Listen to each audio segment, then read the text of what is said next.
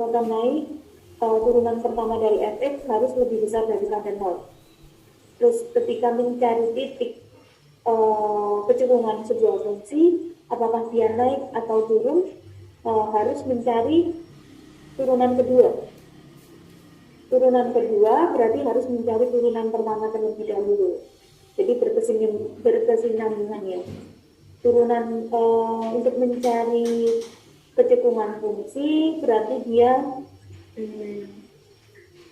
menggunakan titik pemecah, melakukan edgy dan digambarkan apakah dia positif dan negatif. Kalau negatif berarti cekung ke bawah, positif cekung ke atas. Nah, selanjutnya setelah kita mencari kecekungan fungsi, kita cari titik beloknya. Titik beloknya di mana? Titik beloknya itu harus ada 2 syarat. Dia cekungannya berubah. Kalau yang pertama didekati dari kiri dia ke atas, berarti didekati dari kanan dia harus ke bawah.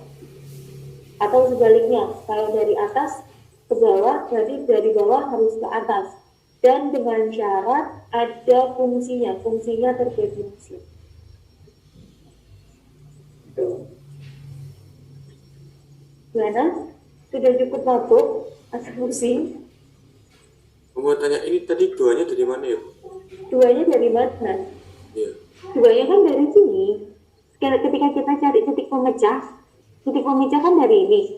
Iya. Ya, titik pemecah ini kan nggak ada x-nya. X-nya itu titik pemecah kan cari x kan. Kalau yang atas nggak ada x-nya. Berarti yang bawah x sama dengan 2. Dapat dari mana? X minus 2 sama dengan 0. X iya. sama dengan 2. Nah, di sini ada pangkat 3. Berarti 2-nya ini ada 3 kali. Nah, kalau saya masukkan 1 ke dalam sini, hasilnya kan positif. Positif. Nah, berarti kan positif, negatif. Kalau ganjil, sama hasilnya negatif berseling-selingan, walaupun berapa kali. Kalau kecuali ganda atau genap, berarti kan tertumpuk. Bisa negatif atau positif gitu. Iya, terima kasih. Iya, sama-sama. Ada lagi yang lain? Dalam menggambar grafik fungsi, kita itu perlu informasi ini. Ada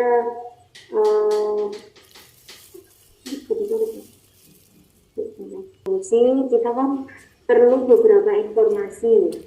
Ada 6 informasi, ada titik potong, sumbu X dan sumbu Y, ada asintot fungsi, ada kemonotonan fungsi, ekstrim fungsi, kecekungan fungsi, dan titik belok.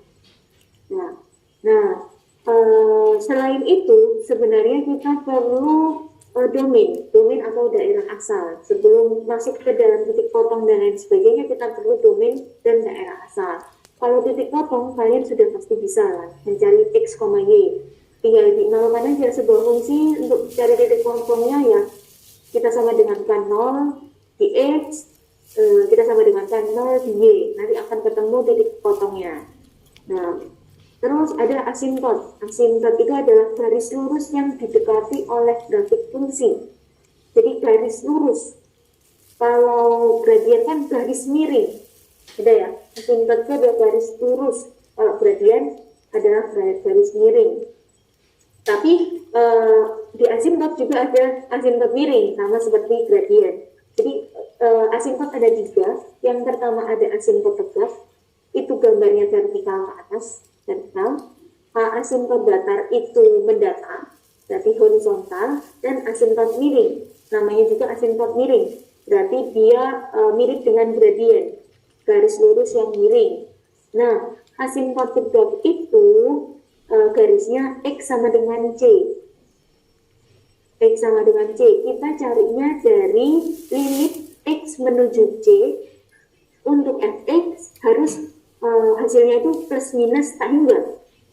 Dia bisa dikatakan asintot tegak ketika diuji dengan menggunakan limit kiri dan kanan, hasilnya plus minus tak hingga. Bukan berarti dari kiri minus tak hingga, dari kanan plus tak hingga. Boleh tak hingga, boleh minus tak hingga. Pokoknya hasilnya plus minus tak hingga. Nah, plus minus tak hingga berarti kan boleh salah satunya. Kalau asintot datar horizontal, dia itu Y, garis Y-nya sama dengan B. B itu dapat dari mana? B itu dapat dari limit X plus minus tak hingga untuk Fx sama dengan B. Berarti B ini adalah sebuah titik atau sebuah angka. Jadi harus ada angkanya. Jadi angka itu 1, 2, 3 sampai seterusnya. Tapi nggak boleh tak hingga. Tak hingga itu kan nggak jelas angkanya berapa. Menuju ke tak hingga, nggak jelas angkanya ke berapa. Tuh. Sedangkan untuk asintot miring itu garisnya karena miring adalah gradien, berarti garisnya Y sama dengan AX plus B. AX plus B berarti kita perlu cari tahu koefisien A dan koefisien B. Ya, untuk mencari koefisien A dan koefisien B kita gunakan bantuan dari limit juga. Limit Fx per X itu sama dengan A, limit Fx untuk X plus minus hingga minus AX itu sama dengan B. Oke? Kalau saya ulangi, kalau asintot tegak, hasilnya itu harus plus minus tak hingga.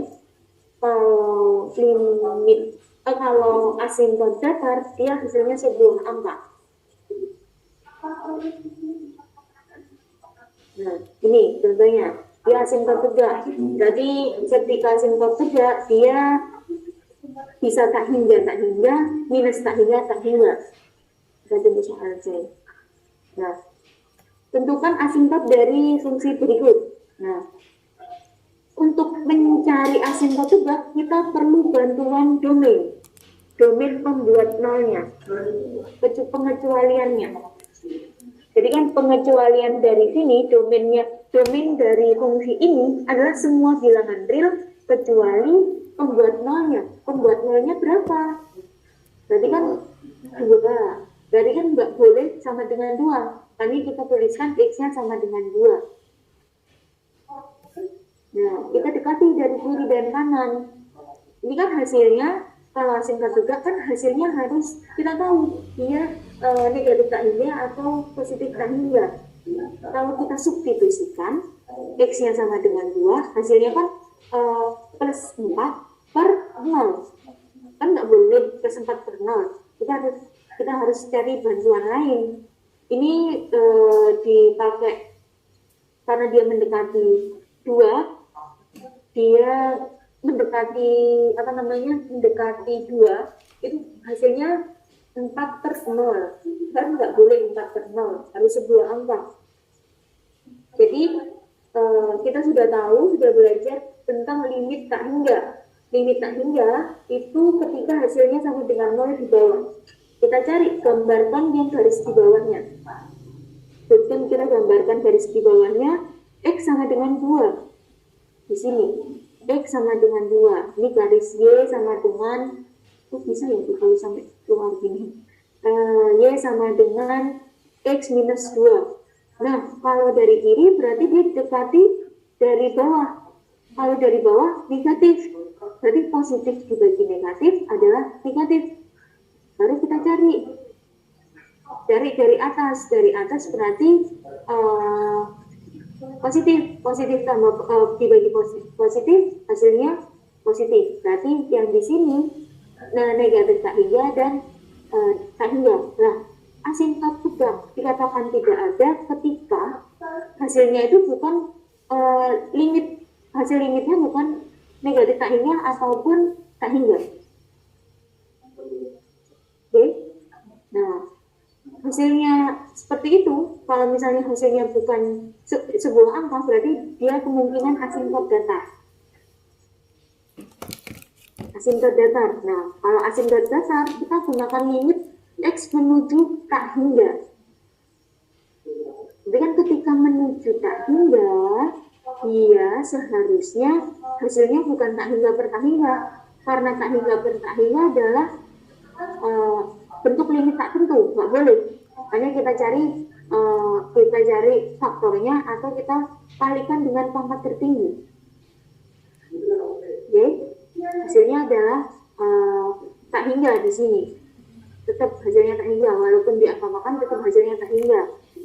Nah itu karena hasilnya tak hingga, bukan titik. Tadi kan limit datar Y sama dengan B. B-nya sebuah titik, Pak. Limit datar adalah sebuah titik. Karena tak hingga, berarti dia tidak tahu titiknya di mana. Maka dapat dikatakan asimtot datarnya tidak ada. Sedangkan untuk asimtot miring adalah Y sama dengan AX plus B. Karena miring adalah sebuah gradien. Berarti kita harus cari koefisiennya. A plus B. A-nya berapa, B-nya berapa. Kita cari A. A itu rumusnya atau notasinya adalah limit X plus minus untuk fx per X. Kita tinggal substitusikan.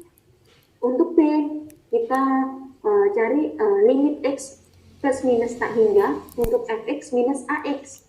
Kan sudah ketemu A-nya, berarti tinggal masukkan ke B-nya.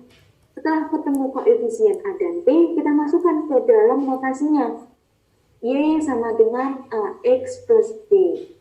A-nya ada di 1, X plus 0. Berarti Y sama dengan X. Itu. Untuk gambar grafiknya, kalau asimtot tegak itu dia kan vertikal, dia itu mendekati garis bumi tapi tidak bersentuhan.